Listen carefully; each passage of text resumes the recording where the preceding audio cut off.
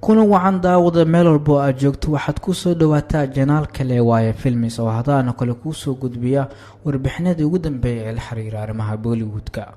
muuqaalkana maanta waxaan ku soo qaadanaynaa abaalmarinta caalamiga ah ee xidig walba uu ku riyoodo inuu qaato ama la guddoonsiiyo hadduu film jilayo ama siyaasadda hadduu uu ku jiro ama arrimaha bulshada oo u dhaqaaqo. waa abaalmarinta National Award oo ay dowladda Hindiya bixiso. waa abaalmarinta aysan haysan xidigada hadda ugu caansan Hindiya sida Salman Khan iyo Shah Rukh Khan.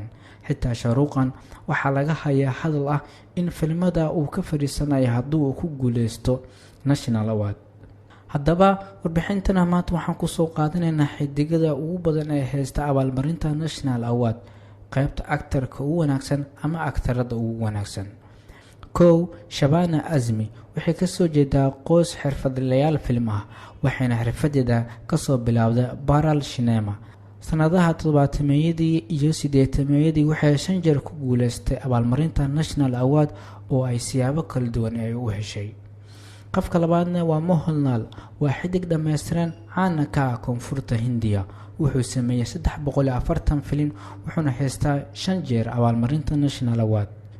qofka saddexaad waa Amitabh Bachchan, waa xidig ugu weyn ee Hindiya oo aan u baahnayn wax ka sheegid maqaamkiisa ah. wuxuu ka soo shaqeeyay 200 oo film wuxuu haystaa 4 jeer abaalmarinta National Award.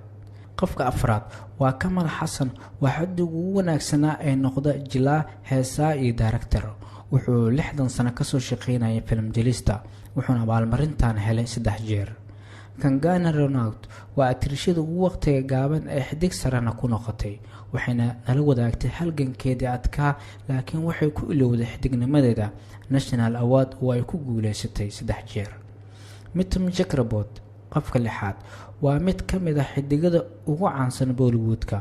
wuxuu haystaa National Award 2 jeer wuxuuna haystaa rikoor ah in hal sano uu soo saaray 19 film. qofka toddobaad waa Sanjeev Kumar, waa xidiga ugu weyn ee ibad Bollywoodka ay soo saaraan. wuxuu si isku mid ah loogu wada amaanay filmada jaceylka iyo kuwa khiyaanada ahba. wuxuu caan ku yahay doorka Thakur ee filmka Sholay wuxuuna haystaa 2 jeer abaalmarintan. actor-ka sideedaad ee ugu dambeeyay waa Ajay Devgan, wuxuu ku soo caan baxay filmada akshamada laakiin markii dambe uu isku bedelay atoore shactire. 2 jeer ayuu haystaa actor-kan abaalmarinta National Award. inta ayaan ku soo xiraya warbixintii aan kaga hadlaynay actor-ada caanka Hindi ka ah ee in ka badan 2 jeer haysta National Award ee dowladda Hindiya bixiso. waad ku mahadsantahay daawashada warbixinta. haddii aad ka hesho warbixintan la wadaag asxaabtaada.